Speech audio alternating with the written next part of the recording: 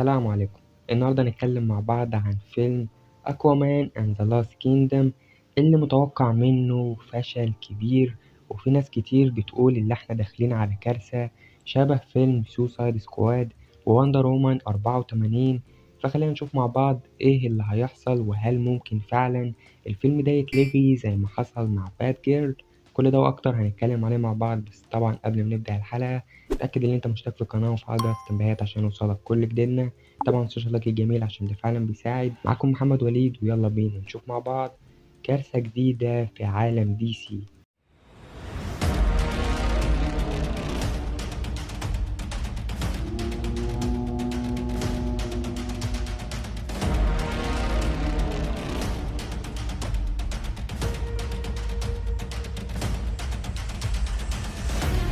طيب اللي حصل هنا إن طلعت شوية تسريبات من الجمهور اللي شاف الفيلم من العروض التجريبية، واللي طلعت بعدها الجماهير دي وقالت إن الفيلم ممل لدرجة إن في ناس مشت وسابت الفيلم وهو شغال، وإن لازم جيمس وان يتصرف ويلحق الفيلم ده قبل ما ينزل، وإلا هتكون كارثة كبيرة. فيعني خليني أقولك إيه اللي حصل. دلوقتي طبعا كلنا عارفين إن من بعد الجزء الأول لأكوامان، واللي جاب أعلى إيرادات في دي سي من أيام ذا دارك نايت، بقى من المتوقع إن هما هينزلوا جزء تاني عشان بس يلحقوا يستغلوا نجاح الجزء الأول. ولكن في كتير حاجات حصلت الفترة اللي فاتت خلت الجزء التاني ده بقى صعب جدا إنه ينجح، أو إن يكون فيه توقعات كبيرة ليه، لأن في الوقت اللي فيه الفيلم كان بيتصور المفروض إن هو فيلم من بطولة جيسون موموا وأمبير هيرد. ولكن طبعا من بعد المشاكل اللي حصلت مع جوني ديب اتشالت أمبير هيرد من الفيلم، وكل مشاهدها اتحذفت. فيعني دي أول حاجة. تاني حاجة بقى، كان متوقع ظهور باتمان مايكل كيتن في الفيلم ده من بعد عودته في فيلم فلاش حسب خطة والتر حمادة.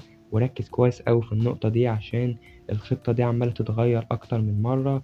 وبعد كده طلعت أخبار رسمية إن بين أفليك رجع تاني لدور باتمان في الفيلم ده من بعد رحيل والتر حمادة على طول. وبكده الخطة اتغيرت، وباتمان العالم الأصلي رجع مرة تانية. وبالنسبة لي ده كان أسعد خبر سمعته السنة اللي فاتت. ولكن بعد كل ده إجا جيمس جان بخطة جديدة تماما بعالم جديد، وطلع جيسون موموا وهو متحمس. وكان كل التوقعات في الوقت ده إنه خلاص هيلعب دور لوبو، ومحدش لسه عارف إذا كان هو مكمل في دور أكوامان ولا لأ. فيعني بعد كل التغييرات اللي حصلت دي ومشاهد الريشوتس والمشاهد اللي اتشالت، أظن إن فشل الفيلم يعني بقى مسألة وقت مش أكتر. ولكن يعني أنا عندي تساؤل واحد، لو الفيلم فعلا نزل وطلع كارثة زي ما بيقولوا، اللوم هنا هيكون على مين المرة دي؟ لأن قبل كده كان زاك سنايدر هو السبب، وسيف مارسا وباتمان ضد سوبرمان ما جابش مليار. فيعني دلوقتي الراجل بقاله فترة بعيد عن دي سي، وآخر حاجة عملها كانت السنايدر كات، اللي هي من الحاجات القليلة جدا اللي نجحت جوه العالم السينمائي في الفترة اللي فاتت، لدرجة إن الفيلم خد أوسكار بتصويت الجمهور. فيعني الراجل مش فاشل أهو زي ما كانوا بيقولوا. فيعني يا ترى مين بقى المرة دي اللي هيطلع ويتحمل العبء بتاع إن فيلم كبير فشل، ومين هيكون الشماعة للأعمال اللي جاية؟ لأن يعني أنت عندك هنا قرارات من والتر حمادة وقرارات تانية من ديفيد زازليف، ده زائد إن جيمس جان إجا في الآخر وحذف كل المشاهد اللي بتمهد للأعمال اللي جاية قدام، زي مثلا مشهد سوبرمان ووندر وومن اللي المفروض إن هو كان في فيلم فلاش.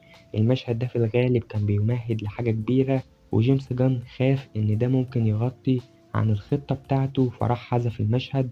ده غير طبعا مشاهد باتمان من فيلم أكوامان اللي في ناس بتقول إن هما ما شافوش باتمان في الفيلم أصلا.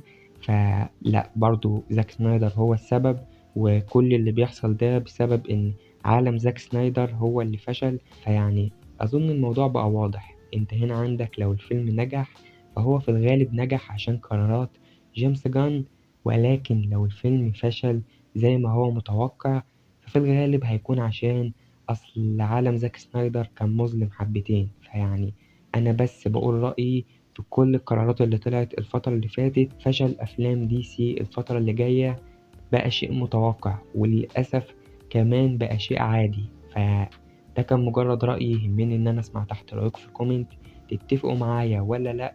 وإيه توقعاتكم لفيلم أكوامان أند ذا لاست كيندم اللي لسه منزلوش إعلان رسمي لحد دلوقتي؟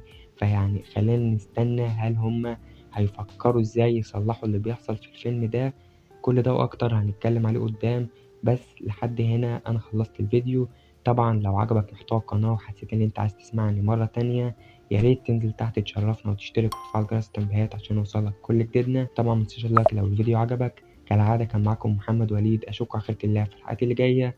سلام.